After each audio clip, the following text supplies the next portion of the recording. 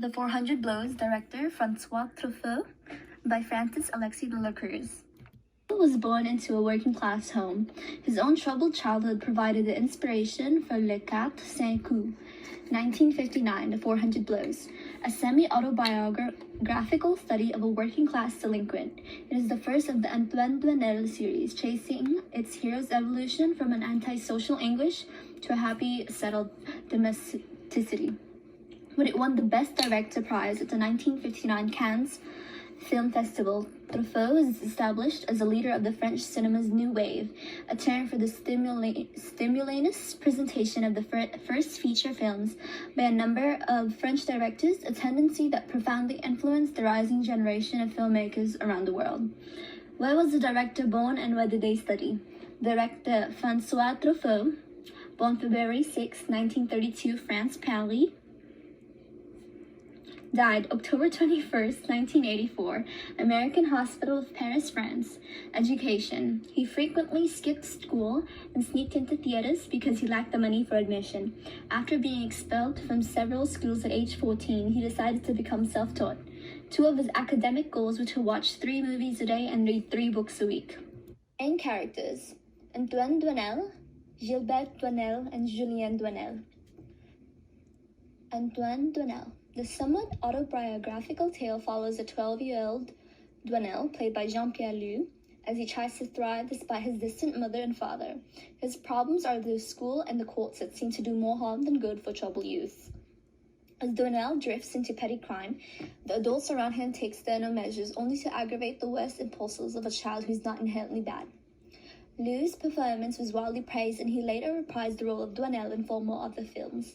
Truffaut used innovative camera angles and editing techniques to paint his portrait of a lost youth victimized by misguided parental priorities and unjust system for dealing with juvenile offenders.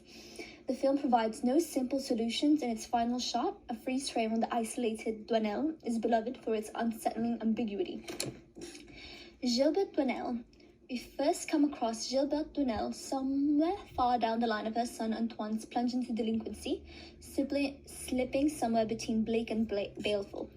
Gilbert practically throws him away at the edge of a wits with her troubled son, committing him to what is effectively a boys' jail after he steals a typewriter from the father's house or office. We see the deep-rooted effects of Antoine's relationship with his mother in later films, the Antoine Doinel cycle, with her off-screen death a major analog to Antoine's own foray into parenthood in Bed and Board. Julien Doinel. Since he was an infant, Mr. Doinel has been raising Antoine. We later learn that he is not the maternal father of Antoine and has love for racing rather than he does for being the man of the house. Mr. Doinel is the one who takes Antoine to the police department, and at the end of the video, decides to give up Antoine's parental rights, writing him off for good. He's more compassionate than Antoine's mother at the beginning and shows good humor and a desire to have fun with Antoine. But finally, he does not want to assume responsibility for the crime committed by Antoine. French school teacher and René Béguet. French teacher, often known to his pupils as Sarpus, the French teacher is the fiercest critic and the opponent of Antoine. In the act of misbehaving, he constantly captures Antoine and punishes him unfairly, while all the boys in his class misbehave. Instead of establishing a friendship with them, he reflects a strong hand that attempts to discipline the students into studying and acting. The teacher displays an uncharacteristic softness as Antoine lies and assures the teacher that his mother has died and tells Antoine that he should trust his teachers.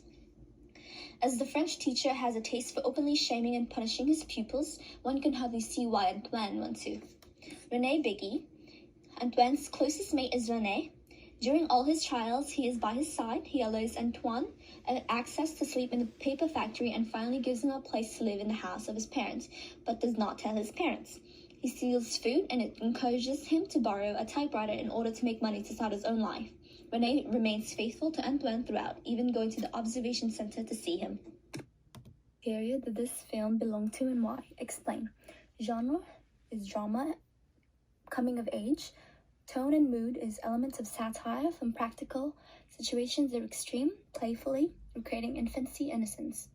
Innovations in filming or lighting or camera techniques. Truffaut, a member of the French New Wave, did not shoot in studios, only on the spot and use portable cameras to shoot in small spaces and holes, and fixed cameras to cars traveling down the actual streets, all of which produces a realism that was not widely seen in video.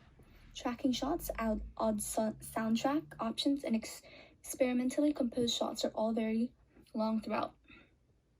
The film forms realistic stories about the lives of many characters, which can encourage the audience to draw similarities from their own life with the events and circumstances from either a specific character's life, from the film, or the story in general. The film 400 Blows is a very unique film, and it holds up today's standards. Interesting, difficult, and very much real underlying tones set the mood for the movie, set an uncomfortable feeling to the viewer. The opening long take that is well over a few minutes, people watching this movie know that they are going to be in for a long, carefully crafted, and disturbing downward spiral of a misunderstood delinquent. The movie, while illustrating some of the finest uses of the new ideas from the French New Movement, sometimes feel like a showcase of the new techniques. It feels as if they are trying to show these pans and shots off. Even though this might be true, it pays off. The movie looks great. The pans are smooth.